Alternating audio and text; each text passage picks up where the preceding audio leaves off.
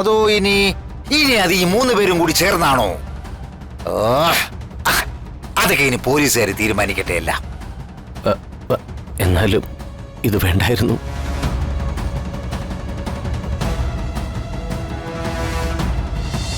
ദിയമോളുടെ ഏക അവകാശി ഞാനാണ് സർ.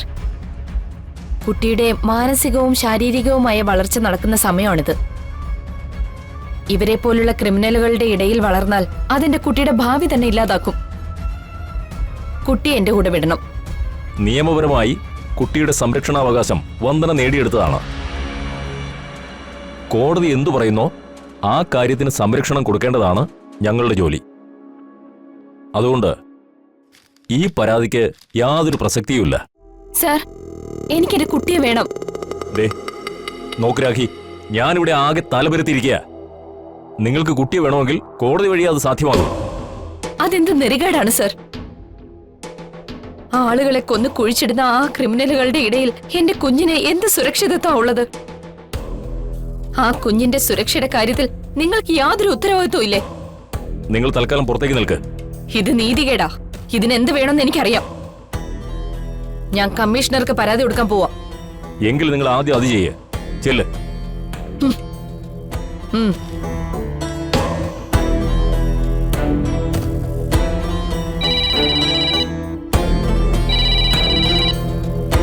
ഹലോ. ആ സാർ.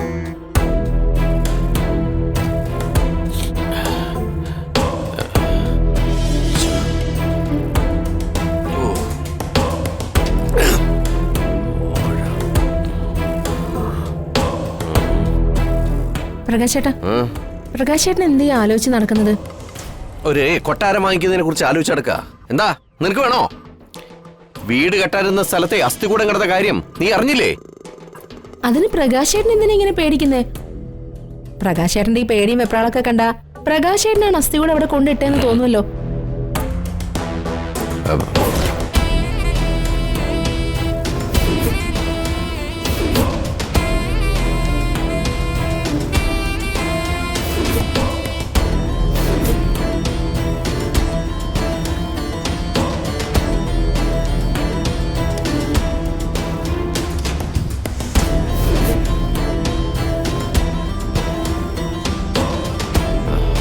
അതെ, നീ എനിക്ക് കുടിക്കാൻ കുറച്ച് വെള്ളം എടുത്തുണ്ടോ? ചെല്ല് ചെല്ല്.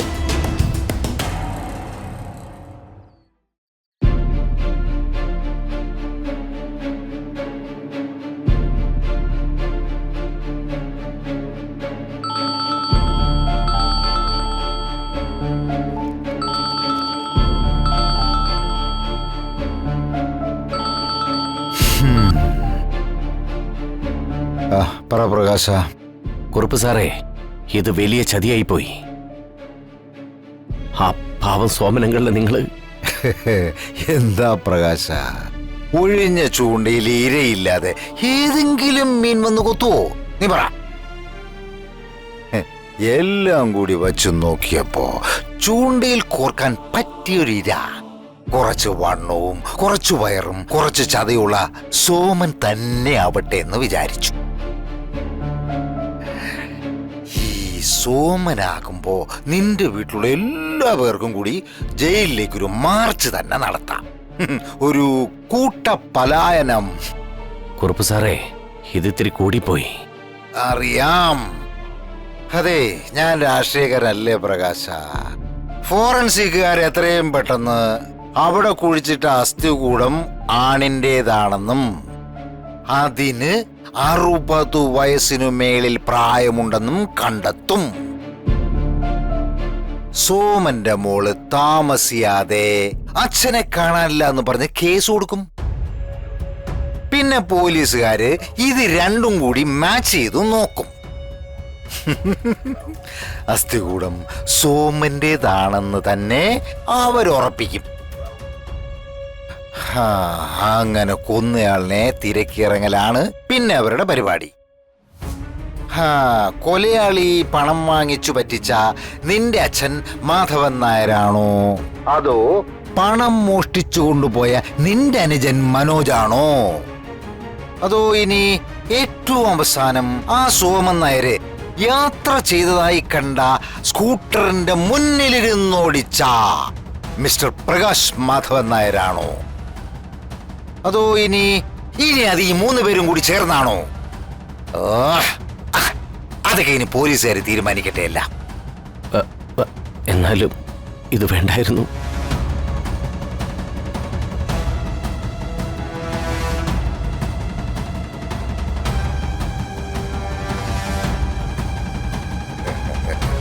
ജന്മം തന്നവരെയും കൂടപ്പിറപ്പുകളെയും ചതിക്കുന്ന നിനക്ക് ഇത് തന്നെ കുറഞ്ഞു പോയെന്നേ നാട്ടുകാര് പറയൂ.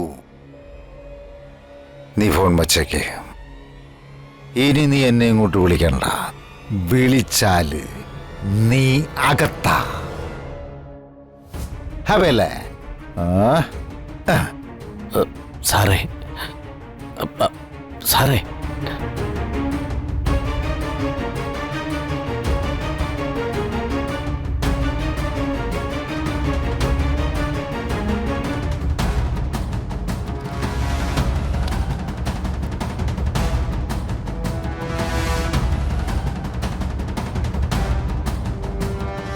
പ്രകാശേട്ടാ, ദാ വെള്ളം.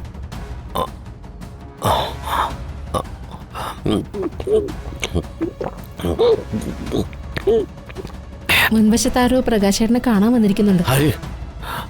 അറിയില്ല, അയാളെ ഇതുവരെ ഞാൻ കണ്ടിട്ടില്ല. കണ്ടിട്ട് ആളിത്തിരി കുഴപ്പക്കാരനാണെന്ന് തോന്നുന്നു. സൂക്ഷിക്കണം. ഗ്ലാസ് കൊണ്ടുവയ്ക്കേ.